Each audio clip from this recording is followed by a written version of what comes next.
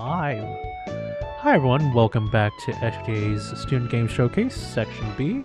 We're here with PINBLAST Neon. I'm here with Anuj again. Anuj, if you could introduce yourself and the team here. Definitely. Hey there everybody, this is Anuj, Webmaster for SGDA, here again with the team behind PINBLAST Neon. Would the team like to introduce themselves? Sure. I'm Connor. I'm the team lead, programmer and stuff, producer, all that fun stuff. I'm Daniel. I'm a systems and level designer. I'm Eli. I did general game programming and physics programming. I'm Lyn. I did designing and programming the score system as well as QA. Awesome. Let's go ahead and get started. First, I'd like to ask where are the team members located and where you're calling in from. Yeah, we're all based out of Michigan, except Eli, who went to MSU, Michigan State University, but graduated. And yeah, this was made for our capstone class, which is MI 498 in the Games Interactive Media minor program at MSU. We have a lot of submissions from Michigan this year, so that's honestly really cool to hear. I think we went over roles during development. How did the game get started? Where did the idea of making this kind of pinball platformer come from? Yeah, this was one of the most really interesting parts of development was I have been making games with student projects like this for 6 years or so, and I had a lot of experience with projects that you scope too much on and then things inevitably collapse, right? Mm-hmm. And so my goal was to make something that was a student project that didn't feel like a student project. And so we bounced around ideas a lot. We did a lot of prototyping early on. I think, if anyone else wants to talk more about that, we can go into that. But we came out with something that was very fun, very bombastic, very quick and attention grabbing. So that was kind of the goal. Was to make something. That level. It was to make something that was very showcaseable. So yeah, that's what we tried to do. I think that really does come through with just how the game looks and how it played. It played very well. I can see the speedrun tech here, and I'm like, all right, I'm gonna have to incorporate that later myself.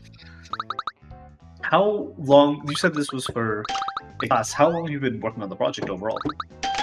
Since the middle of January. We took a bit. We've been kind of slowing things down, trying to get back into it since the summer. But the bulk of development was middle of January until the end of April.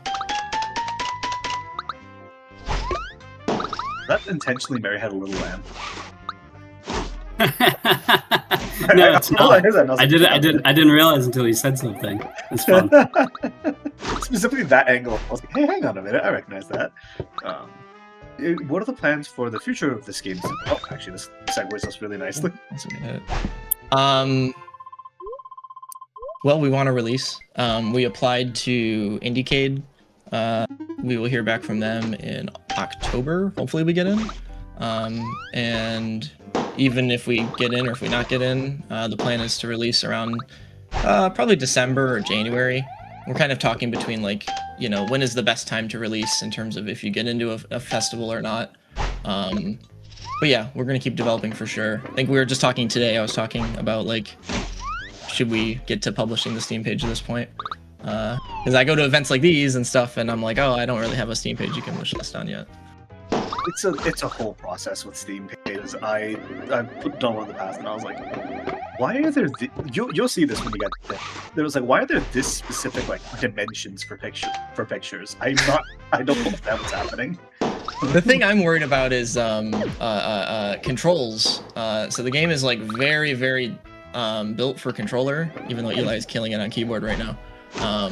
And Steam is very, very picky about their controls. Yes. So we got to do a lot of work on that. Best of luck. I want to see this. I want to be able to send this to my friends to do speedrunning challenges. That's what I keep saying. What's the difficult part of development about the process? That's a tough question. Yeah, Daniel, go ahead. It's probably the design to art pipeline, specifically level design to art. In other ways too, but something we still don't have a good answer for is how to be flexible with level design, because that's such a volatile part of game development, while also making our art look okay. You can't really make a board or a level and then do an art pass on it, because in a couple days a level designer is going to say, well, actually I want this thing over here, and then suddenly a new mesh has to be made. We opted for a modular kit of just a few shapes and objects and stuff, and so level designers kind of played a little like Mario Maker to get through this, and that has been. It got us through the semester, but it's been very limiting with how detailed the level geometry can actually be, and you get stuff like imperfect angles and stuff, and maybe this doesn't work with the new physics change that we made, because we're still working on adjusting like how heavy do we want the ball to be, how big do we want the boost to be, stuff like that. So just managing the design to art pipeline has been very, very challenging. Was there anything else in the development process that you'd like to kind of talk about? Any sort of unique benefits or downsides that kind of came with how you approach design? The big thing that I always say is the main crux and appeal of this game is, especially as a designer, is you have pinball, which is notoriously a very chaotic thing for most people, unless you're really, really, really good at pinball. Most of the time you're just hitting things and hoping things work out. And then platformers are obviously very, very important on control and knowing exactly what's going to happen, precision. So there's this dichotomy that happens with the design of we're combining the chaotic elements of pinball with the controlled elements of platforming, and so it's a yin and yang of you have to balance the two together, and not everybody's going to be happy with it. We always get oh, I wish I had more control, or oh, I wish there were more spots where I do more pinball stuff, and it's yeah, that's always the back and forth of it. But I think it's a really, really interesting outcome of the two different design spaces. And that was a very difficult thing for us to nail down in the first, I think, was it 3 or 4 weeks we were struggling just to find a balance of how fast do we want this to be, how chaotic do we want it to be, and constantly battling against the expectations of, oh, this looks like pinball, but it doesn't play exactly like pinball, and figuring out how to navigate those expectations from players. That was a... Yeah, I'll say we had a lot of very our advisors and professors were very hesitant to believe in this project for a very long time, because it was so, I don't know, different and out there, and I don't know, you want to take the opportunity you can while you're a student to make something that's really crazy and see if it works. I feel everybody on this team is very indie oriented and pilled, so we were actually part of the indie all-stars team, which is we had a bunch of people we had a bunch of advisors from different companies and indie companies help us out with weekly meetings and stuff. Shouts to all them. That's really cool. Yeah, it's amazing. It's an amazing program, MSU. I could sit here and plug it all day. If there's nothing better in the Midwest. But getting them on board and all of our professors and stuff was a moment where I was okay, we really have something, because we know that it works.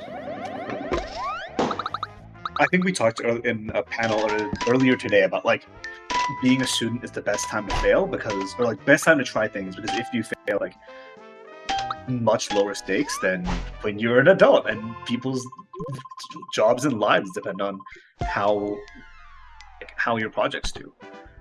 Yeah, I'll say on that, we had a lot of it's a big mix at MSU of people who want to work in industry and people who do indie and people, I don't know, it's very mixed. There's a lot of other projects in our cohort that were very oh, this is really great for a portfolio, right? And I don't think that's not the mentality I went in with this game. This was I want to make something that is just, I'm gonna release it and make money on it. And so it's a very, very different approach. Not that it doesn't make a good portfolio piece. No, well, yeah. I think it kind of does both. I skip Bila. Awesome. As we kind of come to the end, I have a couple more questions, and then we will wrap up. Is there... Do you... In terms of the genres of both pinball and platforming, is this a genre that you kind of went in already liking, or was it something you learned to love as you made this game?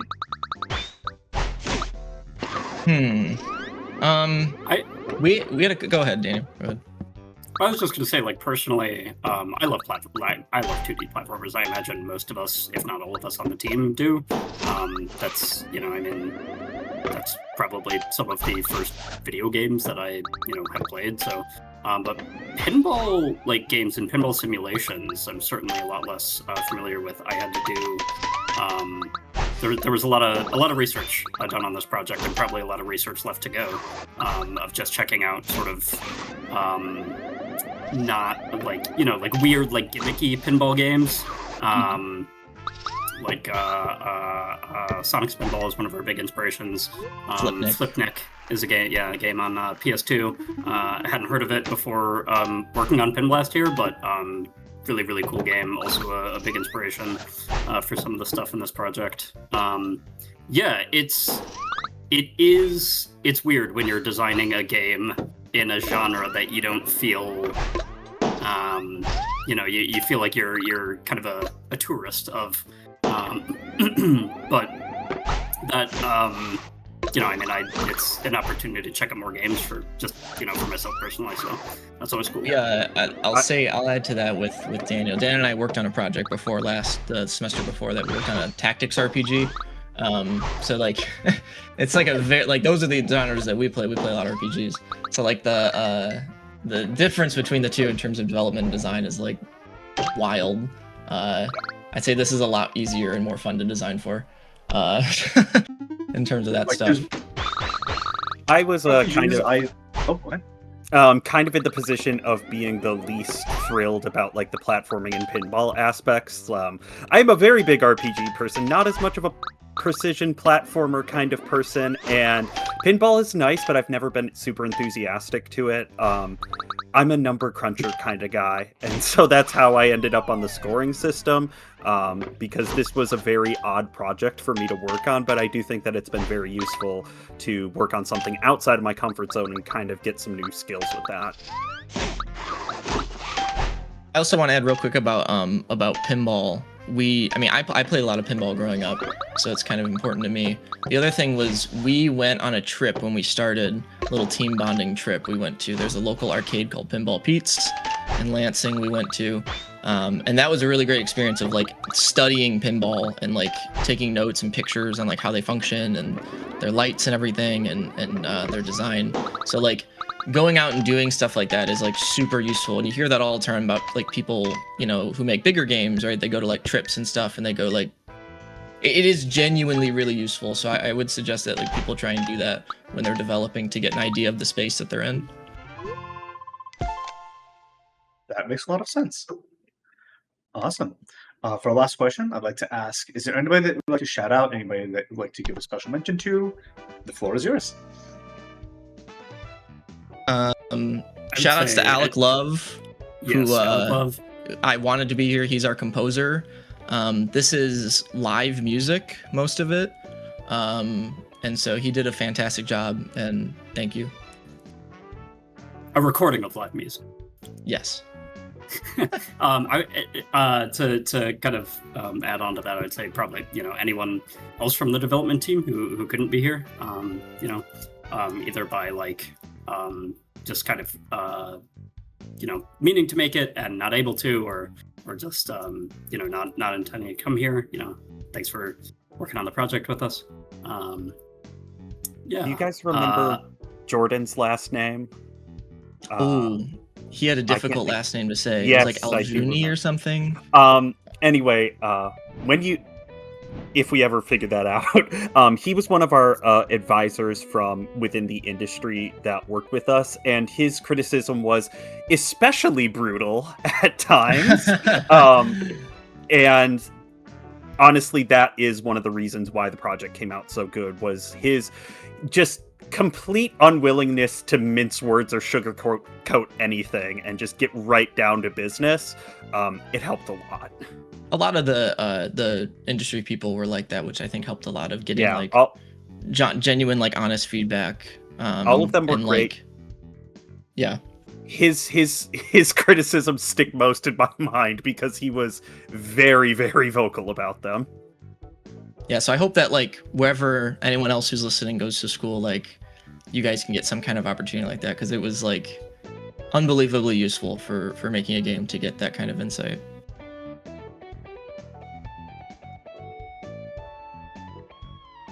Awesome. That was PINBLAST Neon. Thank you everybody for watching. We'll be right back with the next show's game. Thank you to the team for coming and speaking with us. Thank you. Thank you for having us.